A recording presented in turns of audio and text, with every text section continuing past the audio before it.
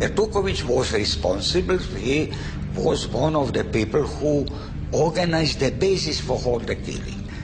Directly, he was not in charge of the concentration camp, but of the collecting the people for the concentration camp. He signed some orders. In principle, you have to send such and such groups of people to Jasenovac. Jasenovac was a dead camp. Between 80,000 and 90,000 have been killed there. Enough about him. In May 1945, communist partisans overthrew the Ustasha regime and the leaders fled Croatia. Ertuković fled to Salzburg in Austria, where he was captured by the British. Immediately, Tito's communist government requested his extradition for war crimes. In spite of the evidence of his crimes, Ertuković was released from military custody in 1946. Someone, we don't know who, was looking out for his interests. He fled from Austria and went to Switzerland, where he stayed for a brief time before the Swiss recognized him and ordered him out. He then made contact with his wartime Catholic connections, who came to his rescue. To get into Ireland, Ertuković made contact with a Croatian Franciscan, Monsignor Krunoslav Draganović, a man who helped many Nazis flee the continent. Draganović supplied him with false papers and put him in touch with the Franciscan church at Freiburg in Switzerland, who recommended Ertuković to the Irish consulate in Bern. Having secured Irish papers, Ertuković and his family arrived in Ireland in July 1947. Obviously, from his point of view, it's a Catholic country, so there's a connection there. I also think Ireland had a reputation, if not for being sympathetic to Nazis, and then for being very unsympathetic to communism. And so he thought he might find a receptive climate. And I guess at that time, Ireland must have seemed like quite a quiet place, somewhere where you could just hide yourself for a few years, lie low, until you decided what you were going to be able to do. Little is known about Ertuković's time in Ireland. He kept a low profile and didn't draw attention to himself. Here in the quiet Dublin suburb of Rathgar, Ertuković and his family lived. He under the assumed name of Alois Anik. Safe, he felt, from Allied vengeance and prosecution. And I think it's strange that a man responsible for maybe 1 million deaths could live quietly here, nobody asking who he was or how we got here. I have discovered there is a file on this man in the Department of Foreign Affairs, but the Irish government have refused my request to release it. On the 15th of July 1948, after he'd secured an Irish identity card, Ertuković immediately left for the United States. He settled in California, where he worked as a bookkeeper, still living under the assumed name of Alois Anik. In the 1950s, he was exposed as a war criminal, and the Yugoslav authorities demanded his extradition from America. It would take nearly 30 years of legal wrangling before he was finally extradited back to Yugoslavia, where he was sentenced to death for his crimes.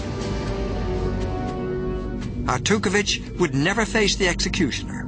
He died in prison in 1988.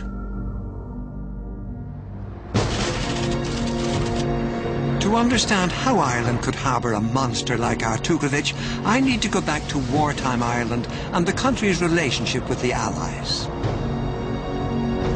Just 20 years after the War of Independence, many in Ireland found it difficult to lend their support to the British, even though they were fighting a totalitarian regime like the Nazis.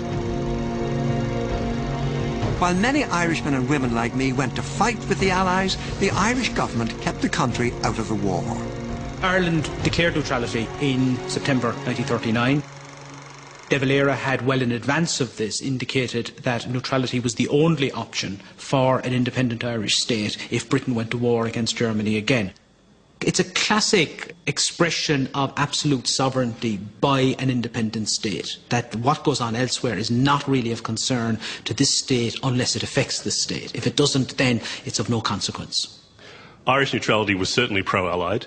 De Valera himself described it as a friendly neutrality, and Ireland's position in the war has been described as unneutral, neutral Ireland. Neutral Ireland's relationship with the United States was not terribly good. The US representative in Ireland, David Gray, did not get along with De Valera at all. And David Gray was very determined to have the Irish hand over Irish ports for the use of Allied navies, and also was determined to have the Irish come into the war on the Allied side. And he very much believed that the Irish position was jeopardising the Allied war effort. By the end of the war, relations between the Americans and the Irish had deteriorated rapidly, and it was purely a formal set of relations, and indeed it might be said that the Irish government was prepared to obstruct any suggestion coming from the American government in particular. In spite of Ireland's pro-Allied stance, the Americans were afraid that Ireland would become a refuge or a haven for Nazi war criminals. And here in the Irish National Archives, I've found a note written in 1944 by the US Ambassador David Gray to Eamon de Valera. And in it, Gray is demanding that Ireland refuse entry to any Nazi war criminals who sought refuge in Ireland. To Eamon de Valera, this was Americans tampering with Irish sovereignty. De Valera, because he'd been challenged on that very issue of asylum, would obviously then ensure that post-war asylum policy would be firmly in the hands of the Irish government and would not be dictated to by other powers. The Irish government was never prepared to give an unqualified position to the Allies, saying we will not allow former German military personnel or others into Ireland. De Valera and a significant body of opinion in Ireland, particularly nationalist opinion, believed that Nuremberg was illegitimate, and they believed it was a victor's peace and a victor's trial, and they effectively believed that those who were executed were murdered in the same way as Irish nationalists had been judicially executed in the 19th century, and they're quite explicit about that. De Valera was not prepared to entertain, as far as I can see, the extraordinary nature of the Nazi regime. He saw the Nazi regime as a regime like any other, as a nationalist regime representing the German people to a large extent. He was well aware of the extermination of the Jews. He was well aware of the behaviour of the Nazis in the course of the Second World War, and he was aware of this well before the end of the war. It doesn't make him pro-Nazi, but what it does make De Valera, I think, is rather narrow in his focus. What I think you do have in Ireland, at the very least, is a scepticism about the right of the Allies to accuse anybody of being a war criminal. So that at least opens the possibility and the prospect, if somebody actually did arrive in Ireland, that the Irish government would certainly not arrest them and expel them from the country. The Irish response baffled the Allies. And I quote from the file, "EIRE would deny admission to all aliens whose presence would be detrimental to the interests of the Irish people." In other words, the Irish government was nicely fudging the issue. And the word was out that in Ireland you had the chance to escape Allied justice. 60 years on, it seems inconceivable that Ireland could become a haven for war criminals, but that's exactly what happened. But it would not be Germans who took advantage of this, but an SS militia inspired by the EIRE.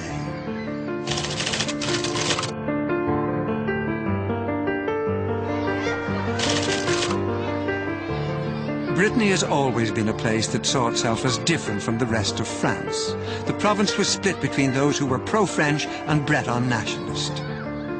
When Germany overran France in 1940, they found that some Breton nationalists were willing to collaborate. In 1943, opposition to the Nazis was growing in Brittany. The Germans needed local help to defeat the resistance. They founded in a local right-wing militia called the Besom Perrot, founded by an extreme Breton nationalist called Célestin Lanné.